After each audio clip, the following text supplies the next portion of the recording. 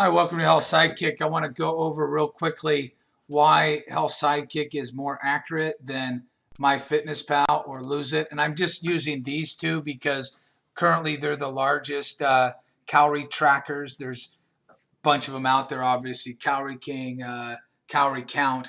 But I want to show you that, and just to let you know, almost all diet trackers, MyFitnessPal, loseit, all the other ones, they all use the same basic calculations, either the Harris Benedict or Karch Mifflin or a variation with or without TDE to calculate how many calories you can use to lose weight.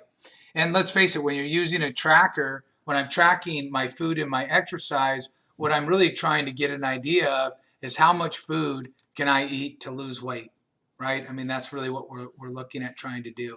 So what I wanted to go over is show you that how much more accurate Health Sidekick is. And if you're having a trouble losing weight using these other trackers out there, there's no doubt you would, and that is because they're typically off, and some of them are off significantly. For example, for me, it would be off significantly. So let's just take a look. You'll see that my current weigh-in today was 175 and a half pounds. If I go to my goals, I have all them set up to do the exact same thing. And in a second, too, I'll tell you why it's more accurate than the other ones.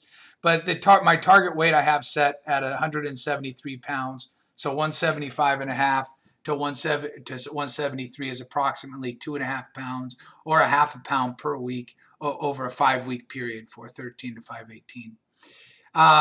Let's set this on 0 for right now, just for kicks, just because all the other ones are set the same as to 0.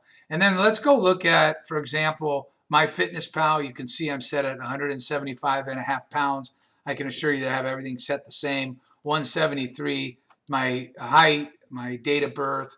I have it set 0 workouts on both things to lose 0.5 pounds per week. I update profile. I get back that I can eat 1,850 calories. I go to loseit. I say, okay, I want to get to 175 and a half to 173, and I'm going to go ahead and say update it.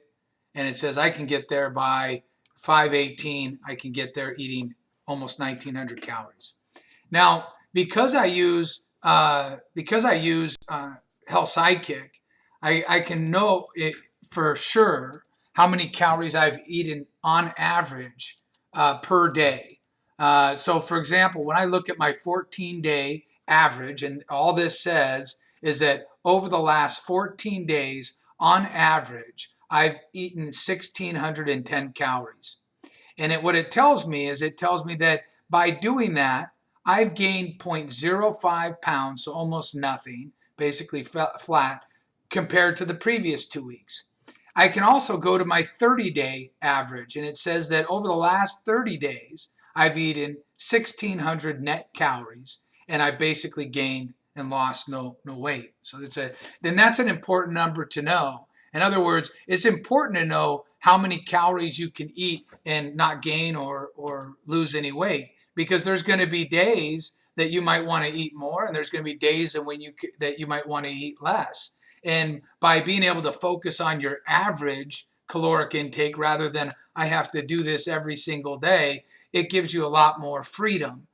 Because the fact is that someday I might be able to eat a lot less calories, and someday I might want to eat 2,000 calories or whatever it ends up being.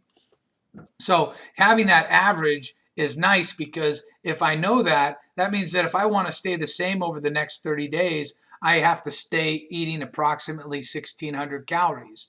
But that doesn't mean on some days I might eat 2,000. On other days I might eat, because I do a lot of exercise, 1,300 net or something else. And that's perfectly fine as long as I keep my average at 1,600. Again, it's an important number to know.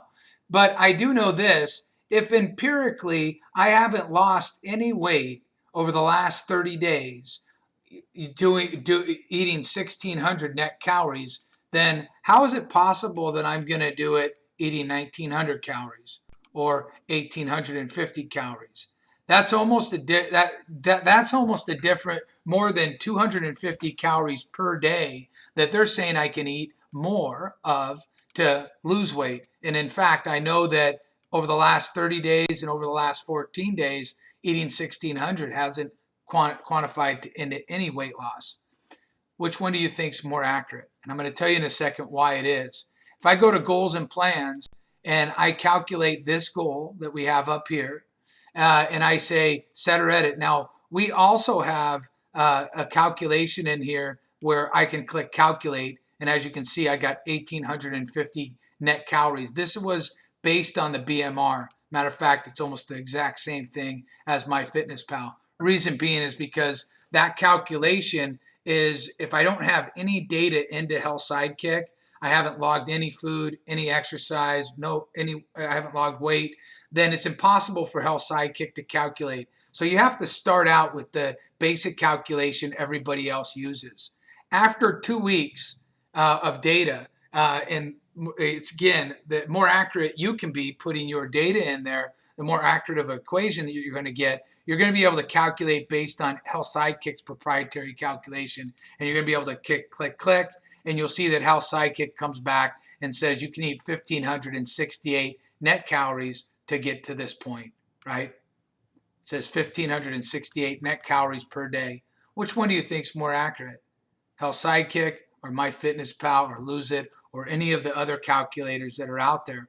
The reason why Health Sidekick is more accurate than other calculators is because what we do is we don't go off of the basic calculation that's being used today, which to calculate in myfitnesspal, loseit, or when you start out and we go to the goal section, when we start out, when you click on the BMR calculation, we do the same thing because again, that the only data we have on you is your age, your height, your weight, and if you're a male or a female. And we can say based on that, using the Harris-Benedict, Karch-Mifflin, with TDE or without, or a variation between all three of them, we can give you about that calculation. But after you have put data in to Health Sidekick, you no longer need to use that old information that becomes stagnant.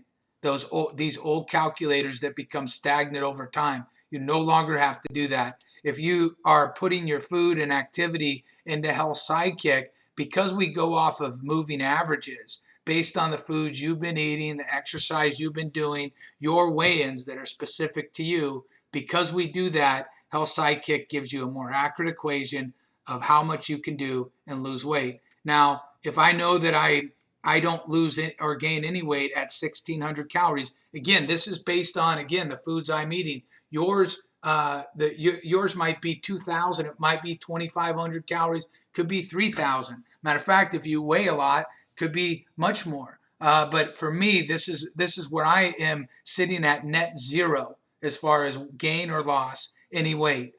So which one do you think is more accurate? The one that says you can eat 1,568 net calories a day and lose weight based on that data, or you can eat almost 1,900, or you can eat 1,850. If I'm using calculators and I'm taking the effort to go off and put my food and activity and my weight into a calculator, I want to at least get an accurate equation, because that's the bare nut minimum of what something should do. And I'm telling you, the majority of diets, calculators, those things that are out there are using the same equations, again, that become stagnant over time. I hope this helps. Again, you understand why why Health Sidekick is better is because we use the foods you eat, the exercise you do, who you are, and how that related to your weight and or your body fat percentage. I hope that helps.